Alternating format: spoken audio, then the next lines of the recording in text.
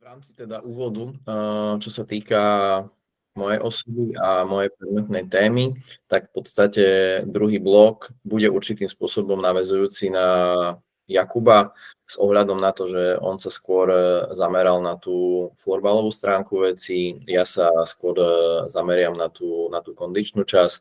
V podstate jedna z druhou úzko súvisí, respektíve myslím si, že tá kondičná ešte určitým spôsobom tvorí oveľa väčší základ na to, aby sme potom mohli riešiť tú florbalovú časť. Ale k tomu sa samozrejme postupne dostaneme. Čo sa týka mojej osoby, tak ešte raz, moje meno je Patrik Pelegrín, pôsobím v rámci Slovenského zväzu florbalu v komisii reprezentácie a medzinárodného rozvoja.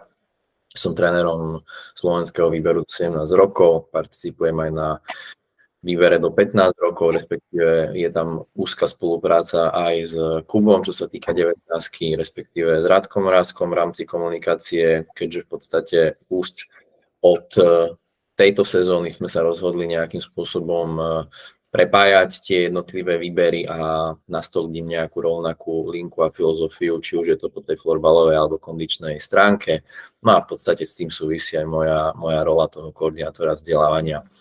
Vzdelanie ako také som ukončil na Fakulte telesnej kultúry Univerzity Palackého v Olomouci. Takže to je tak skratke o mne.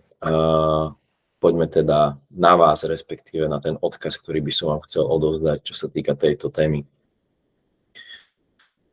V rámci úvodného nejakého slajdu už konkrétneho obsahu je dôležité spomenúť to, aby sme po tej kondičnej stránke dokázali sa pripraviť, respektíve trénovať tak, aby sme trénovali ako múdry, respektíve racionálne zmýšľajúci hráč alebo tréner.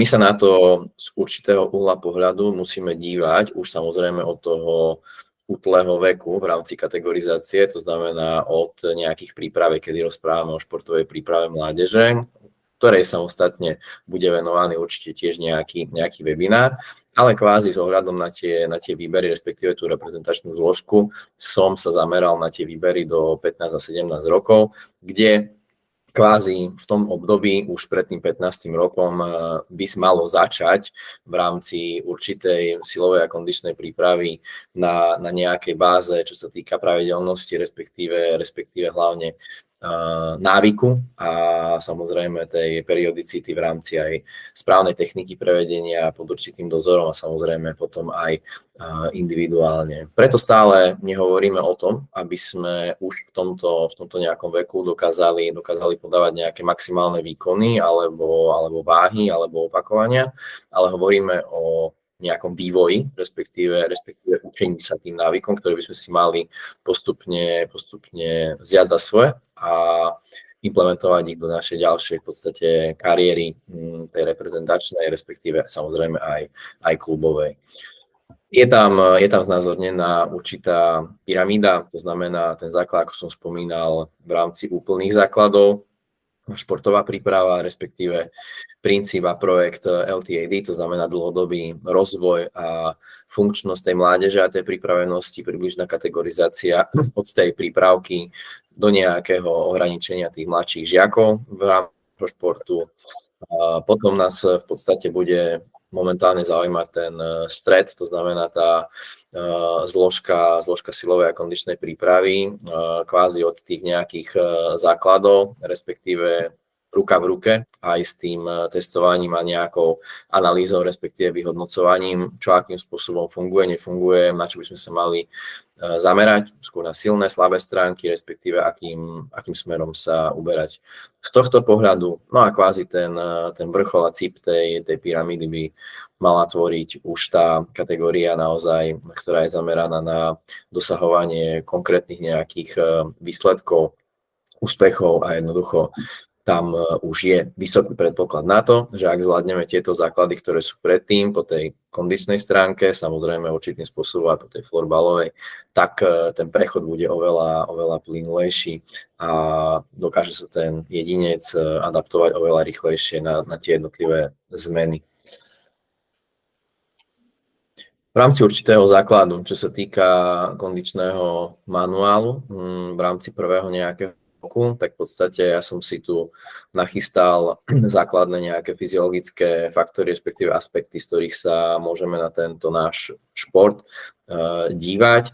Z určitého uhla ja som sa na to snažil pozerať nielen z pohľadu nejakých študijných materiálov, respektíve nejakých výskumov, ale samozrejme aj z pohľadu prežitku či už hráča, extraligového bývalého, respektíve reprezentanta juniorského mužského, a snažil som sa to nejakým spôsobom implementovať do toho, aby sme to dokázali preniesť v rámci zmýšľania aj pre vás ako pre trénerov.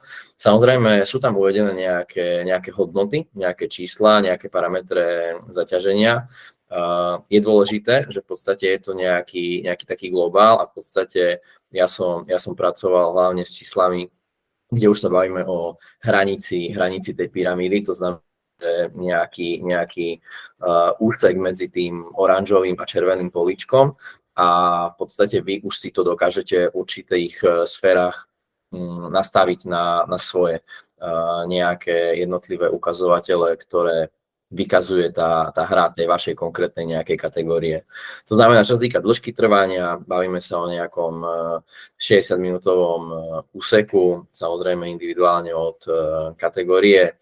V rámci toho hráča, čo sa týka striedaní ako takých, tak v podstate hovoríme o nejakom čistom čase nejakých 20-35 minút. Vravím, že sú to nejaké hrubé mantinely. Čo sa týka nabehanej nejakej vzdialenosti, tak cca nejakých 4-6 kilometrový úsek, samozrejme závisí to od hráčskej pozície, rolí, samozrejme iné špecifika platia samozrejme pre tie brankárske pozície a podobne.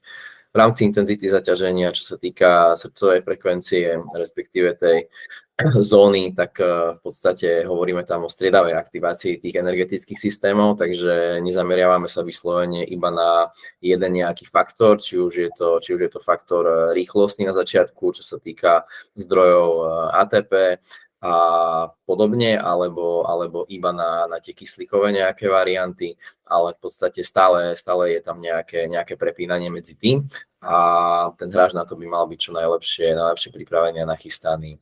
Je tam aj rozhranie, čo sa týka percentuálneho nejakého charakteru, to znamená, stále aj ten hráč funguje v rámci jednotlivých zón od relatívneho minima, ktoré začína na úrovni nejakých 50% v tej regeneračnej zóne až po nejaké maximálky.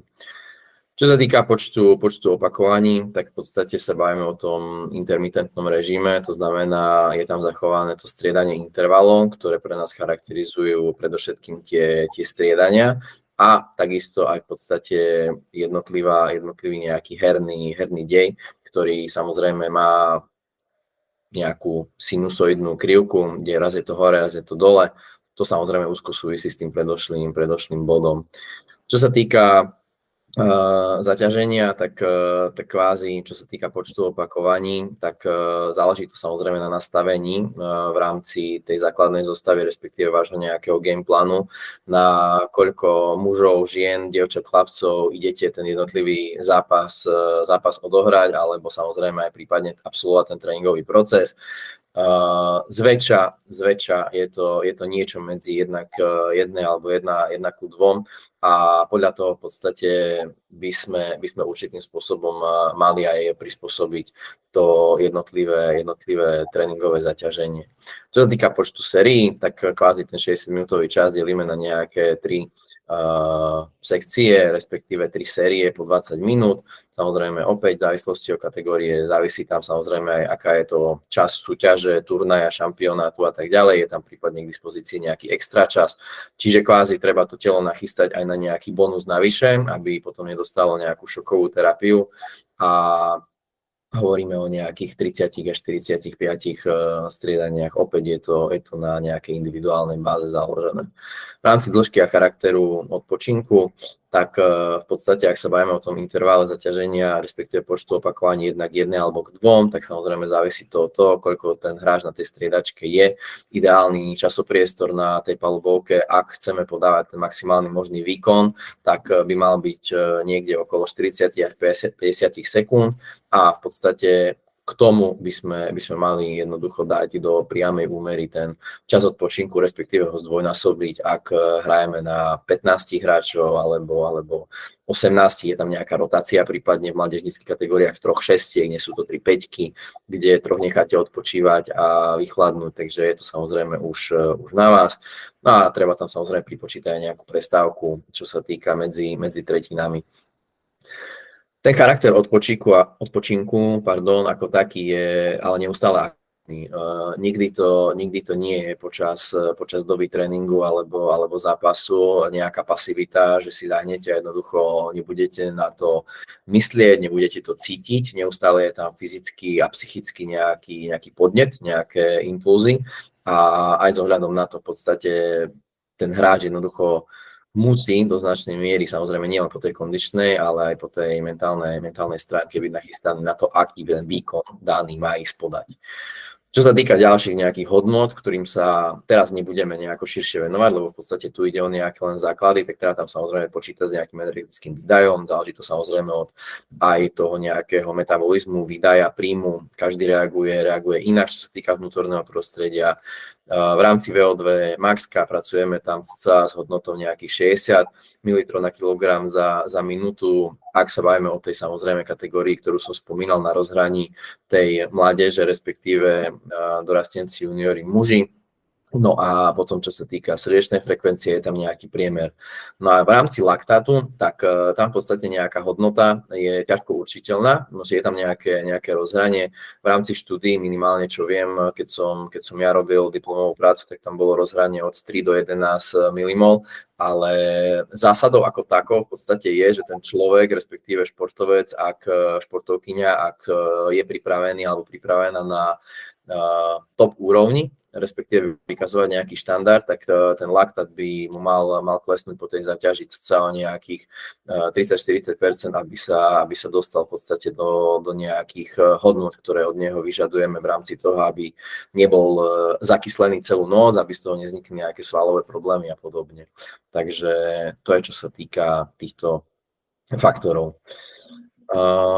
To je v podstate ďalší nejaký prechod slajdový, to znamená trénovať florbalový hráč, respektíve trénovať svojich zverencov ako florbalový tréner. To znamená prežitky z dôb minulých, že dokážeme v podstate nejako globalizovať jeden druh prípravy alebo ročného tréningového cyklu na všetky, respektíve možno všetky kolektívne športy, ak sme zhovievaví, tak je už dávno v podstate mylná nejaká informácia. Dôležité, aby sme si to neustále uvedomovali a podľa toho v podstate nastavovali nielen ten tréning z pohľadu parametrov zaťaženia alebo fyziologických nárokov toho organizmu, ale zároveň, aby sme dokázali aj konkrétne úkony a jednotlivé pohybové vzory vykonávať z pohľadu nášho športu. To znamená, tu sú nejaké základy. V rámci všeobecných vzorov hovoríme samozrejme od toho začiatku, to znamená o dýchaní a pohybe. Veľa hráčov možno nemyslí, alebo hráčok nemyslí na to, že treba sa naučiť pracovať aj s dýchaním ako takým, nielen pomocou nejakých mentálnych cvičení alebo tréningov, ale takisto aj ako súčasťou kondičnej prípravy. Sú rôzne dýchové nejaké metódy a variácie, koniec koncov aj teraz, možno ak ste zachytili, tak dokonca aj Juro Slavkovský, ktorý je v podstate aj bývalý študent športovej školy, kde pôsobím okrem iného, tak aj teraz počas leta sa zameral aj práve na toto, aby dokázal jednoducho udýchať to tempo a tú intenzitu, ktorú v podstate bude musieť absolvovať, a rovnako je to aj na nás, samozrejme s ohľadom na náš nejaký šport. a samozrejme s tým súvisí aj pohyb ako taký. To znamená, ten pohyb by mal byť zameraný na funkčnosť toho pohybu, čiže nemalo by to byť nejaké izolované veci, strojové, ak sa bavíme možno o nejakej klasickej posilke medzi štyroma stenami, ale v podstate mali by sme ísť neustále do tej funkčnosti ako také, respektíve dynamiky. Samozrejme sú aj výnimky, čo sa týka izolovaných nejakých štruktúr, ak sa bavíme o nejakom stave po zranení alebo podobne, kde sa potrebujeme zamerať možno na konkrétnu svalovú skupinu a potrebujeme ju najprv dostať do nejakého stavu, aby sme potom s ňou funkčne dokázali narábať.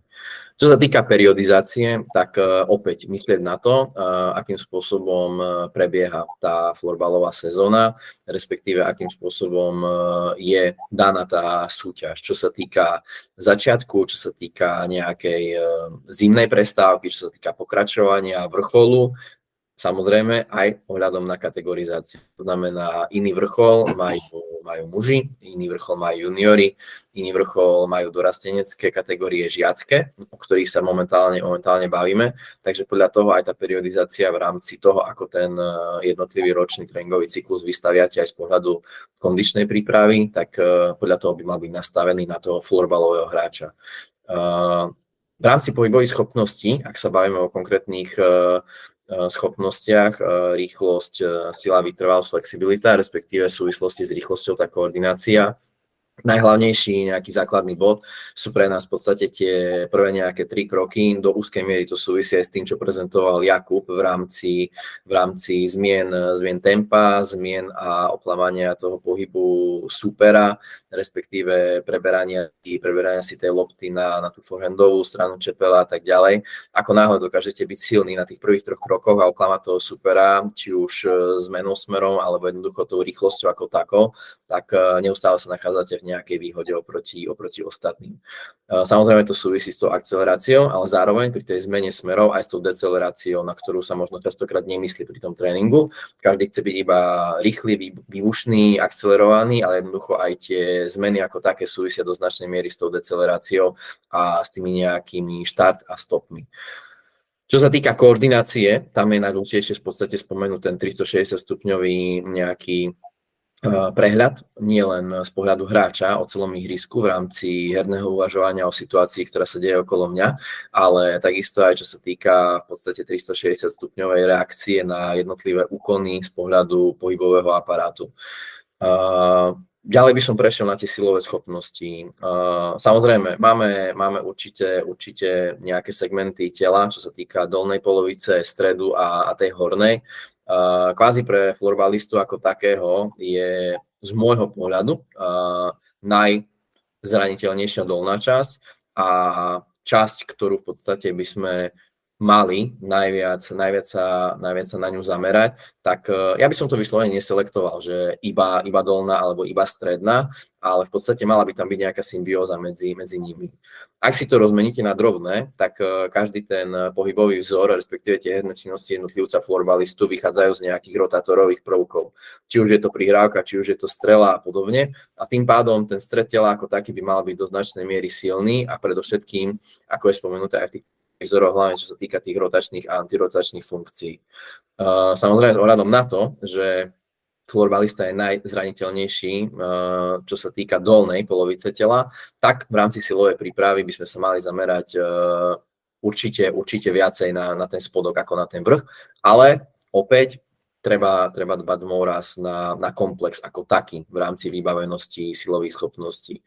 Čo sa týka vytrvalosti, už tu bola spomínaná tá VO2 maxka, čiže tam by sme chceli niekde smerovať v podstate aj tú našu schopnosť v rámci vytrvalosti. No a čo sa týka flexibility, tak sú tu rôzne názory. Hypermobilita, respektíve hypomobilita ako taká, či nie je určitým spôsobom obmedzujúca pre toho športovca. Je to samozrejme na zváženie. Ja tvrdím, že každý jeden v podstate by to svoje telo mal do určitej miery poznať, čo mu vyhovuje, nevyhovuje. Mal by ale jednoznačne s ohľadom na jednostranné zaťaženie toho nášho športu a predpoklad v tej svalovej disbalancii na jednu alebo druhú stranu z hľadiska držania aj tej hokejky alebo podobne, tak mal by sa zamerať na tie kompenzačné cvičenia, predovšetkým čo sa týka chrbtovej oblasti a samozrejme aj s ohľadom na neustále preťažovanie v rámci nejakého guľatého chrbátu a kyfózy, tak mal by vykonávať v podstate tie opačné nejaké úkony. Je tam taký nejaký trojzubec v rámci uvoľnenia, natiahnutia a posilnenia a už v podstate kto kde identifikuje akú nejakú svalovú partiu, tak v podstate na základe toho by aj on ten doplnok ako taký mal využívať aj na tie cvičenia flexibility, ale už v podstate tie štúdia ako také moderné aj zo zahraničia hovoria o tom, že stretching ako taký v podstate najlepšia prevencia voči zraneniam je veľmi kvalitná silová príprava. Čiže stretching ako taký je určite, má svoje nejaké zastúpenie, ale samotná silová príprava do značnej miery už na základe výskumov vytláča ten stretching z hľadiska nejakého opodstatnenia. Čo sa týka tých pohybových vzorov, bola to spomenutá tá rotácia, antirotácia, to znamená, predovšetkým sa bavíme o strede tela, slúžia nám k tomu rôzne prípravné cvičenia, nejaké úplové hry, rôzne preťahovanie, pretlačania. Stále treba myslieť na to, že keď robíme nejaký pohyb, tak v podstate by sme si mali zvyknúť, respektíve trénovať aj ten pohyb opačný. To znamená, robím nejaké ťahové cvičenia, tak zároveň v tom tréningu alebo v tom nasledujúcom, ak to máme jednak jedné alebo deň po sebe, by malo byť zakomponovaný opačný pohyb, to znamená pohyb tlakový, hej, a naopak. Takže na to si dajte pozor a snažte sa na to upriamiť pozornosť aj svojich zverencov alebo zverenky. Čo sa týka dolných končatín, tak v podstate prioritne tam hovoríme o dominancii toho bedrového a kolenného ohybu, to znamená v rámci základných nejakých cvičení v určitej forme upravené mŕtve ťahy, samozrejme závisí od kategórie, drepy, výpady, rôzne variácie, samozrejme treba myslieť na to, že aj tie výpady ako kvázi jeden zo základných tých pohybov dolných končatín, tak do rôznych smerov, nie len nejaký predozadný, ale do všetkých smerov, keďže ten pohyb toho tela je premenlivý s ohľadom na vývoj tej hry. Čo sa týka horných končatín, tak v podstate s ohľadom na prípravu toho chrbtového svalstva, tak predovšetkým tam nám záleží na tom horizontálnom a vertikálnom nejakom tlaku a ťahu, kde sa zameriavame v rámci základov na nejaké zhyby, respektíve kľuky a v podstate z toho vychádza všetko ostatné. Florbalista ako taký nepotrebuje mať bicák ako Schwarzenegger, ale jednoducho potrebuje mať silný, zdravý a pevný chrbát, ktorý bude funkčný a bude do značnej miery prepojený s tým stredom tela, respektíve s tou dolnou polovicou a potom dokážeme fungovať do značnej miery aj v rámci toho držania tela a postupne kvázi nadviazať nielen na tú správnu chôdzu, beh, ale samozrejme aj tie šprinty, či už je to z kopca do kopca, ako bolo spomínané na začiatku v rámci rôznych nejakých smerov, uhlov a tak ďalej. V rámci trénovania ako hráča, respektíve trénera pre budúcnosť, tak tu som sa v podstate zameral na veci súvisiace s významom. Prečo vlastne sme určili aj túto nejakú diagnostiku, respektíve plán, ktorý som určitým spôsobom pripravil.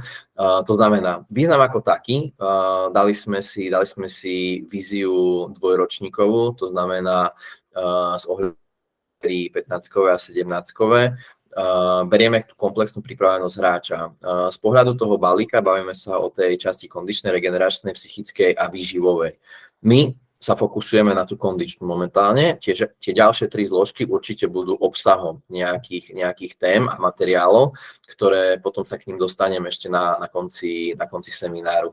V rámci komplexnej prevencie hráča hovoríme v podstate o tom, čo je aj vedecky podložené, že čím je vyššia úroveň kondície toho celého balíka v rámci, tak tým do značnej miery dokážeme obmedziť riziko toho zranenia. Nikto vám samozrejme nikdy nebude garantovať, ani ten najlepší lekár, ortopéd a tak ďalej, že pokiaľ budete perfektne silovo a kondične pripravení, tak nikdy sa vám nič nemôže stať. Hej. Ja sám som v podstate toho nejakým príkladom, keďže aj tú svoju nejakú hráčskú kariéru som si prvom rade zakladal na tej naozaj kondičnej pripravenosti a postretli ma nejaké zranenia kolien, ale v podstate dokázal som sa z toho vylízať a dostať sa opäť na nejakú vrcholovú úroveň, čiže nie je to garancia, ale je tam vysoký predpoklad, že obmedzíte to riziko a tie ťažkosti. Takže to do značnej miery spolu súvisí. V rámci komplexnej triády toho hráča, tak to sú v podstate je tam spomenutý ten trojuholník v rámci tej pyramídy, ktorú ste mali na začiatku. Čo sa týka prenosu toho motorického učenia, tak kvázi na začiatku sa s tým zoznamujeme.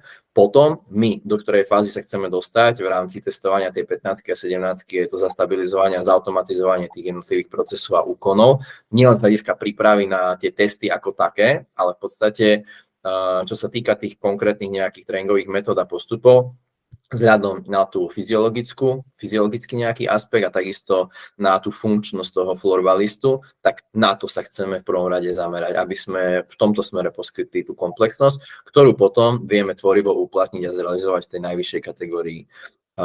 Čo sa týka plánu, aby sme mali o tom jasné nejaké know-how, o čo tu ide, tak týka sa tá diagnostika výberov do 15 a 17 rokov. My sme komunikovali aj s Kubom Horeckým, aj s Radkom Mrázkom.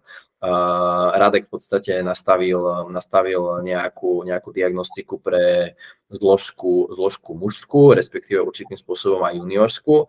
A na základe toho my sme sa dohodli, keďže tam už sa v podstate pracuje aj s nejakými váhami, respektíve s nejakými maximálnymi opakovaniami v určitej forme. Myslím, že tam sú 3 maximálky v rámci určitých cvičení a podobne. Čiže je už tam vysoká miera rizika, že ak tú techniku nebudú mať tí muži juniori správne zvládnuť, môže dôjsť nejakému zraneniu.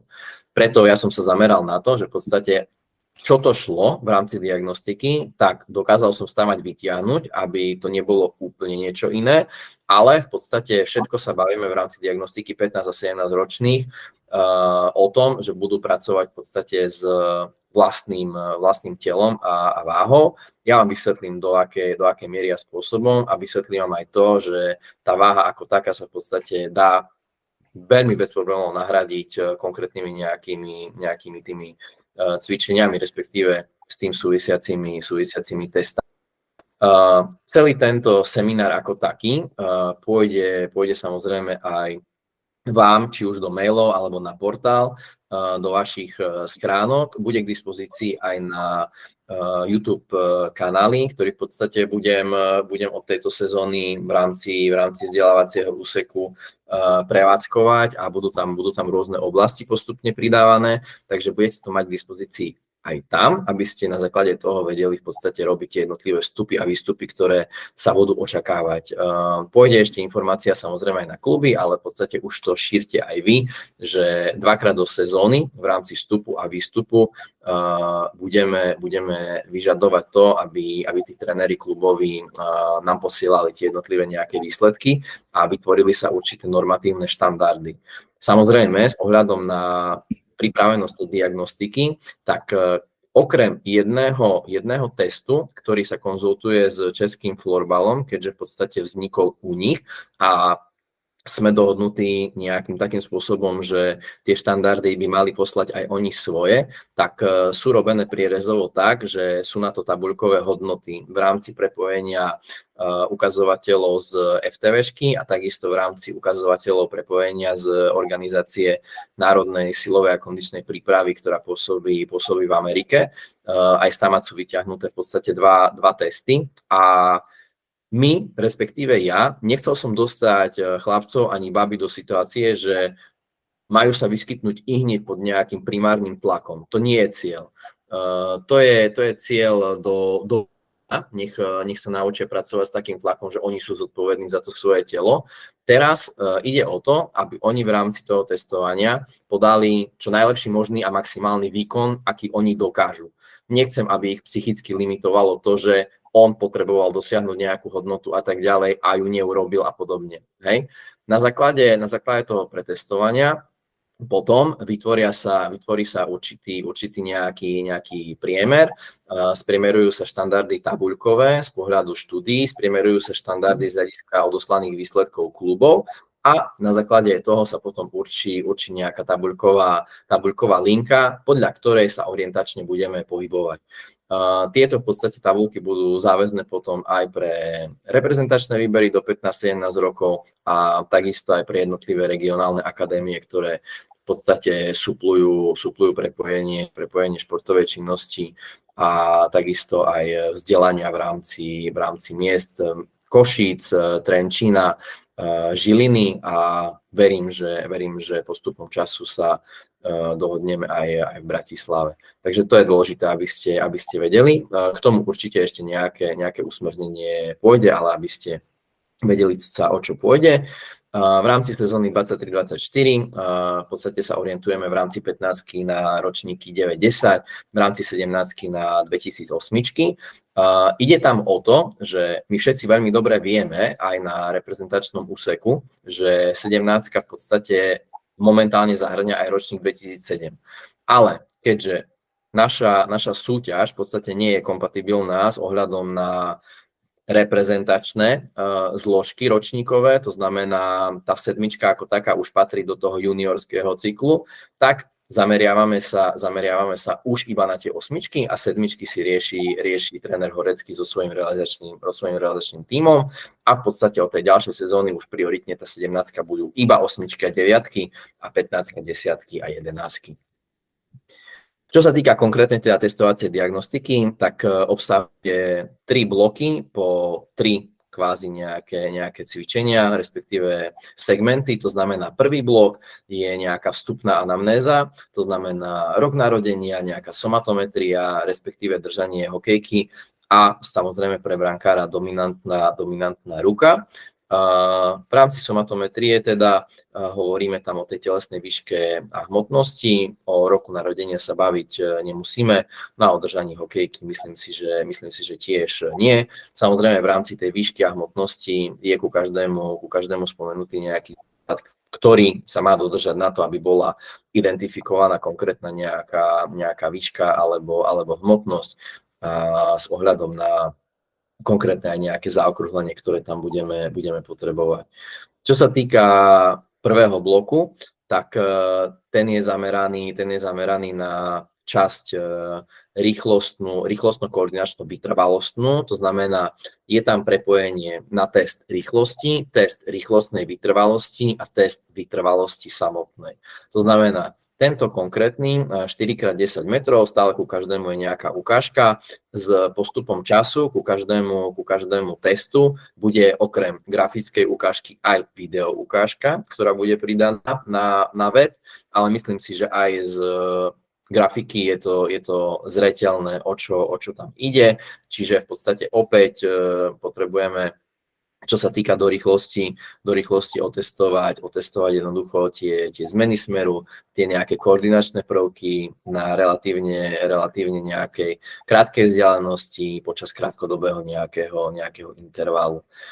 Každý test je v podstate opísaný aj v tejto tabuľke v rámci toho, na čo slúži, aby ste to dokázali aj vy v podstate preniesť na tých svojich zverencov a zverenkyne, aké pomôcky k tomu potrebujete, respektíve aká je organizácia a prevedenie a takisto, čo sa týka hodnotenia. Ako som spomínal na začiatku, hodnotenie ako také, nie z pohľadu tabuľkového, aby museli oni spĺňať teraz pod tlakom nejaké limity, ale z pohľadu nejakých štandardov, ktoré majú dodržiavať, respektíve vy ako tréneri, ktorí to budú evidovať.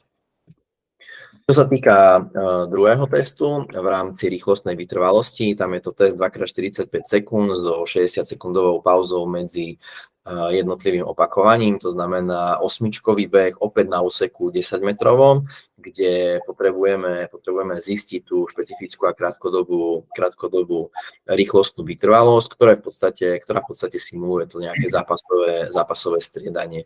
Je to samozrejme aj test nejaké laktátovej tolerancie, respektíve adaptácie čo sa týka nárastu a poklesu.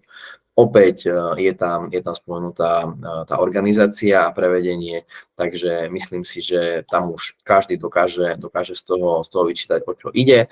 A samozrejme, ak by boli akékoľvek dotazy, tak môžete ma kedykoľvek v rámci mailovej komunikácie kontaktovať, ale myslím si, že pokiaľ ešte budú aj ako bonus pridané k tým grafickým ukážkam aj videá, tak myslím si, že to bude evidentné a jasné, o čo v podstate ide. Čo sa týka testu vytrvalosti, tam sa zameriavame na ten jojo test prierezovo všetkými reprezentačnými kategóriami, to znamená test, ktorý do značnej miery simuluje z fyziologického hľadiska výkon toho florbalistu.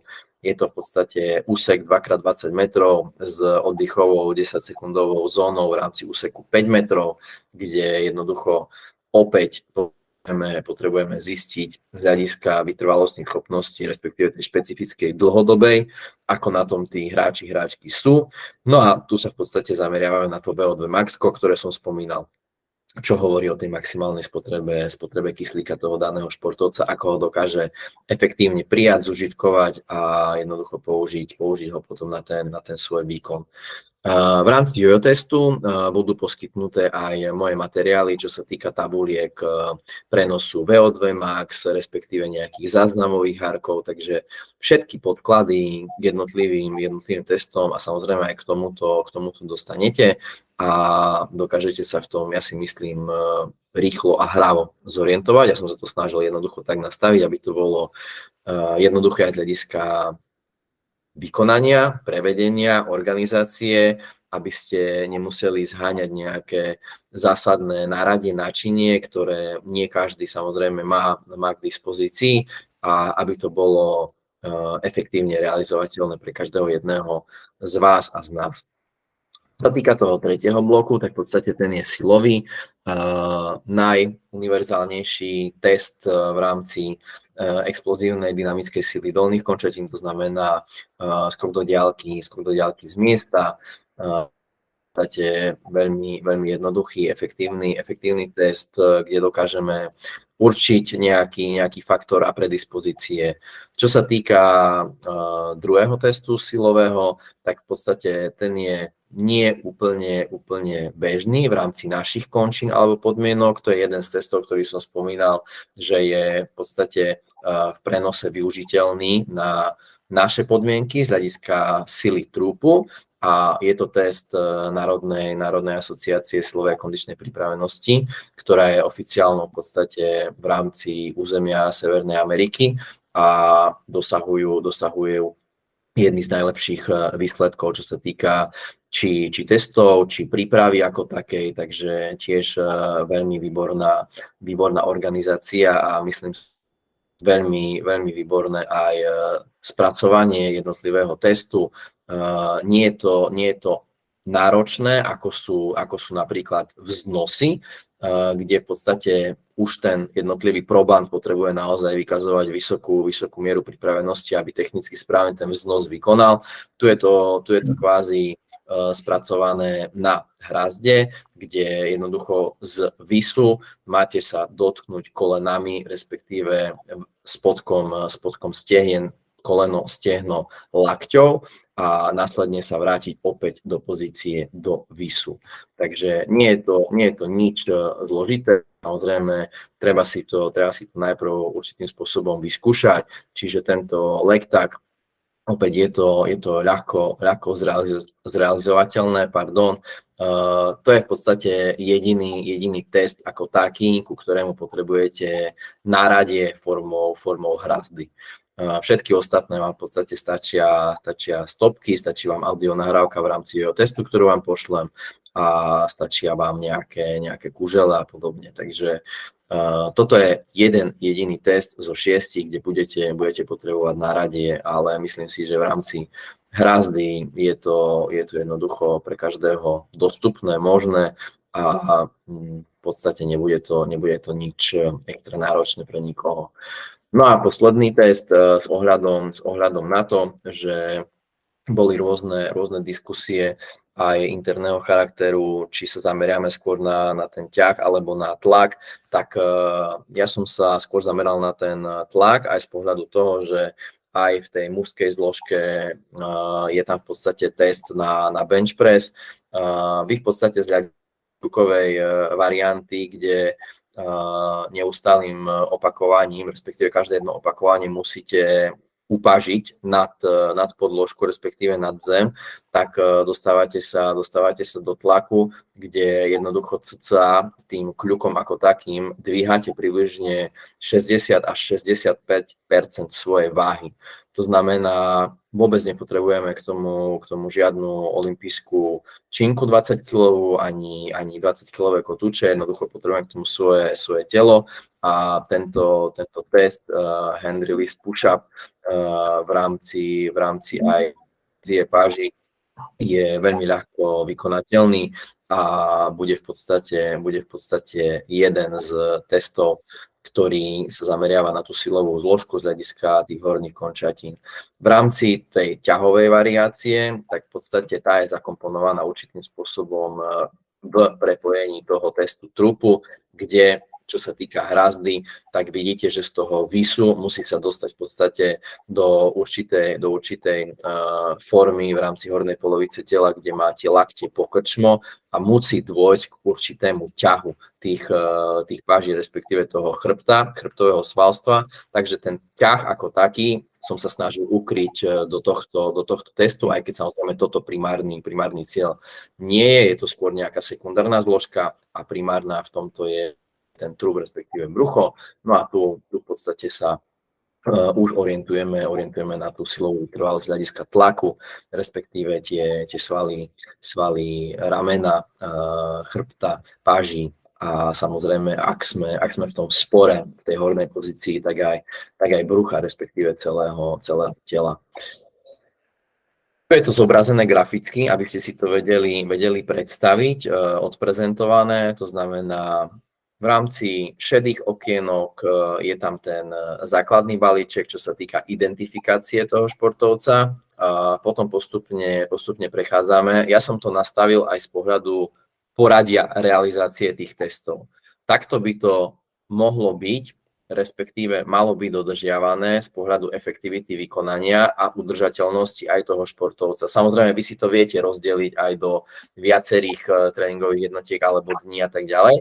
Ale ak by bol čas a priestor na to, aby ste to dokázali takto, tak toto je cesta a kľúč. To znamená, potom sa zameriavame na tú spodnú časť, potom na tú rýchlostnú vytrvalosť, rýchlosť, silu trupu, silu horných končatín, no a samozrejme na záver v rámci asi najnáročnejšieho testu, tak je v podstate ten jojo test ako taký.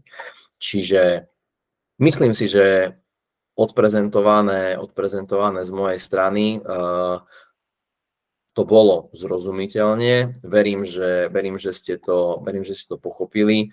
Snažil som sa to nastaviť tak, aby to bolo naozaj efektívne z hľadiska vykonania pre vás, respektíve pre zverencov.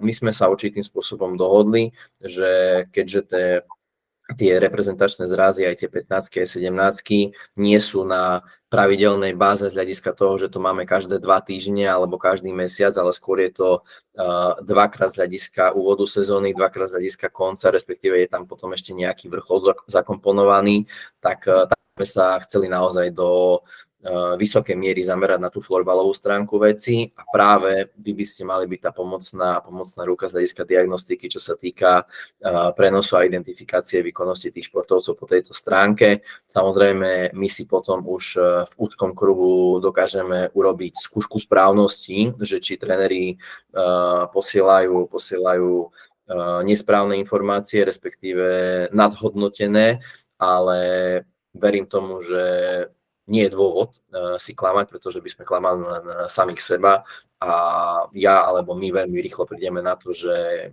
ktorá bije.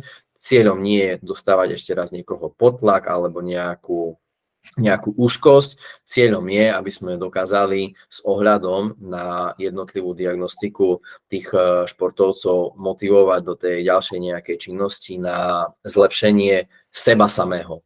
nie porovnanie sa s ostatnými, ale v prvom rade ide o to, aby každý jeden z nich chcel zlepšiť seba samého ako športovca po tejto kondičnej stránke. A chcem, aby ste, a veľmi si želám a prajem, aby ste to takto prezentovali potom aj v rámci svojich klubov. Aby nikdy nehľadeli na to, aby sa neporovnávali, ale aby sa porovnávali iba sami so sebou. To je tá najdôležitejšia v podstate vec, ktorá pre jednotlivé individuality, či už je to chalan alebo baba, existuje. A jednoducho to je cesta a vy ste v podstate nejaký sprievodník na to, aby ste že jednoducho to ide a nastavili ten správny meter aj s ohľadom na odprezentované. Takže to je z mojej strany a pozície všetko. Môžete sa teraz určitým spôsobom pýtať, dotazovať, som k dispozícii. Patrik, ja by som sa spýtal jednu vec, ak si to tam mal, tak sa ospravedlňujem, že by som to prepočul. Ak by si tréneri chceli otestovať tie svoje decká v rámci klubov na tréningoch, ako odporúčaš často robiť toto testovanie? V nejakom časovom horizonte? V rámci času. Čo sa týka výstupov smerom ku výberom, tak tam potrebujeme to nejakým spôsobom, nechceme ani nejako zataviť, respektíve dávať tým trénerom nejaké úlohy a vystavovať ich opäť, ako hovorím, nejakému tlaku, že musia to posielať každý mesiac alebo každé 2 alebo podobne. Oni s ohľadom na to, čo som povedal, tak by to mali poslať v prvej polovici sezóny, v druhej polovici sezóny. Ešte k tomu pôjde nejaké konkrétne usmernenie, ale čo sa týka priebežného testovania v rámci klubu, tak v rámci určitého kvartálu, to znamená 2-krát v rámci úvodnej časti sezóny, 2-krát v rámci tej druhej polovici, myslím si, že je to úplne v poriadku. Nie je to nutné realizovať na nejakej extrémne pravidelnej báze, skôr na tej pravidelnej báze sa venovať tomu rozvoju toho komplexu, tých kondičných prvkov a faktorov, ktoré som spomínal, a tie budú postupne viesť k tomu, že tie baby, aj tí chalani sa budú zlepšovať a uvidia to v prvom rade sami na sebe. Takže verím, že všetci budeme vykazovať maximálne možné úsilie na to, aby sme sa navzájom posúvali a predovšetkým posúvali tých našich zverencov a zverenkyne. Držím vám ešte raz všetkým palce, keby čokoľvek, môj mail máte a prajem vám ešte pekný zvyšok večera. Dovidenia, ahojte.